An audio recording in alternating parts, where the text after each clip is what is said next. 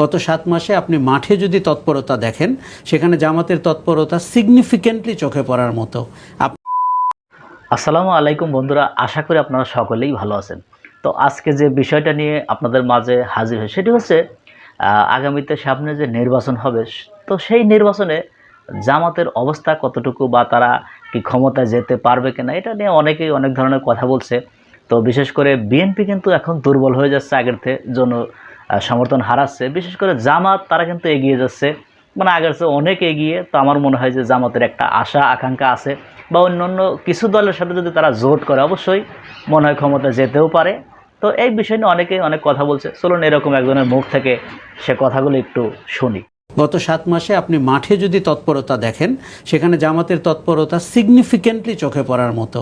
আপনি লাইক করেন অথবা ডিসলাইক করেন। অনেকে মনে করে জামাতই সরকার চালায় এখন, কাজেই মানুষ মনে করছে যে জামাত অন্যান্য ইসলামী দলগুলোকে নিয়ে ক্ষমতায় যাওয়ার একটি খোয়াব হয়তো দেখছে। বৈষম্য বিরোধীদের ভেতরে বা যারা আন্দোলন করেছিল তাদের মধ্যে সিগনিফিক্যান্টলি সাবেক শিবির বা বর্তমান শিবির বা আমরা বলে থাকি লুক্কায়িত শিবির, তারা তো ছিল। কাজে এই নিয়েও একটি আলোচনা আছে যে তার মানে কি জামাতি ইসলামী, এবি পার্টি এবং বৈষম্য বিরোধী বা জাতীয় নাগরিক পার্টি যে পর্যন্ত যেতে পারে, জামাতের কি এতগুলো, যেমন ইরান যেরকম তার প্রক্সি অর্গানাইজেশন আছে, হেজবুল্লাহ, হামাস, আবার ইয়েমেনে, তার মানে কি জামাত ওরকম একটা জায়গায় গেছে কিনা। এই জরিপটি আমি দেখেছি এবং এখানে 60% মানুষ কিন্তু তার মতামত দেয়নি। এই যে 41%, 31% আর 14% এবং 5%, এটি হচ্ছে 40% মানুষের উপর যারা মতামত দিয়েছেন। অতএব আরও একটা প্রশ্ন হচ্ছে যে আওয়ামী লীগের মতো একটি বড় রাজনৈতিক দল তো নির্বাচনে থাকবে না থাকবে না, এরকম একটি দোলাচল আছে। কাজেই আমার ধারণা এখানে যারা বক্তব্য দিয়েছেন তাদের একটা বড় সংখ্যক আওয়ামী লীগ সমর্থক আছেন।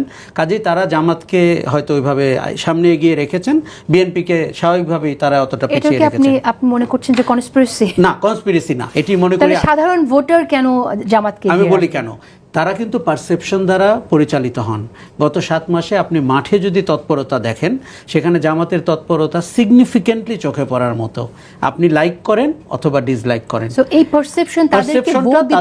তাদেরকে হয়তো মনে করেছে, যেমন অনেকে মনে করে জামাতই সরকার চালায় এখন।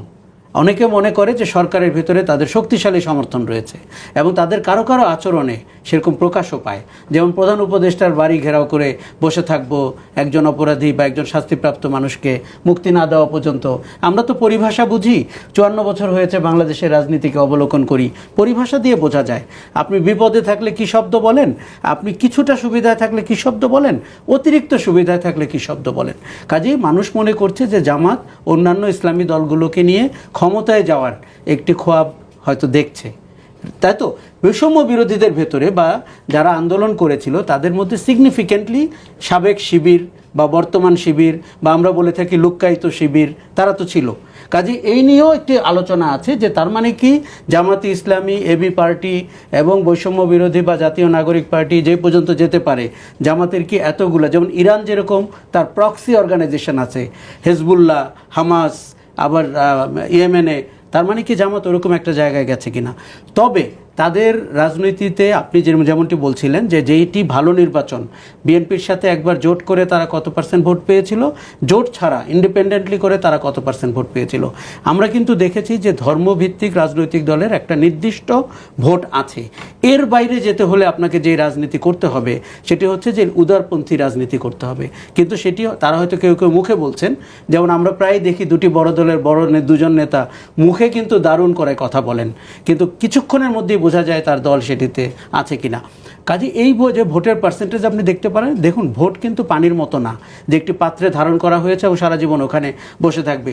এটি পরিবর্তনশীল, এটি প্রতিদিন, প্রতি সপ্তাহে, এমনকি ভোটের দিন আপনার আচরণ, আপনার ব্যবহার, আপনার রাজনৈতিক অবস্থান, আপনি জোট করবেন কিনা। তবে আমি এটিকে উড়িয়ে দিতে চাই না, আমি এটিকে গুরুত্বের সাথে নিতে চাই। আমি দেখতে চাই এটি দিয়ে রাজনৈতিক দলগুলো তারা কৌশল প্রণয়ন করতে পারেন কিনা, এবং যেই ভোটাররা বাংলাদেশে সরকার গঠনে সাহায্য করেন তারা কিন্তু কোনো দলের সমর্থক। তো বন্ধুরা, আমরা স্ক্রিনে সেই কথাগুলো শুনলাম। তো আমার মনে হয় যে জামাতের ভোটের সংখ্যা আগের থেকে অনেকটাই বেড়েছে, বা সামনে হয়তো আরও বাড়বে। কারণ বিএনপির যে কথার স্টাইল, তারা যে বিভিন্ন জায়গায় মারিং কাটিং করছে, সেই কারণে জনসমর্থন হারাচ্ছে তারা দিন দিন। তো তো জামাত আগের থেকে অনেকটাই শক্তিশালী হচ্ছে, তো সামনে নির্বাচনে সেটি দেখা যাবে, বা জনগণ যদি চায় অবশ্যই জামাত ক্ষমতায়ও যেতে পারে। হয়তোবা জামাত এবং যে নতুন একটা দল হলো জাতীয় নাগরিক পার্টি, তারা যদি জোট করে ক্ষমতায় যেতেও পারে। তো দেখা যাক সামনে কি হয়। তো এই বিষয়টা নিয়ে আপনাদের যদি কোনো মতামত থাকে অবশ্যই কমেন্ট বক্সে জানিয়ে যাবেন। তো বন্ধুরা, ভালো থাকবেন, সুস্থ থাকবেন, দেখা হবে পরবর্তী কোনো ভিডিও নিয়ে। সে পর্যন্ত ভালো থাকুন। আল্লাহ হাফেজ।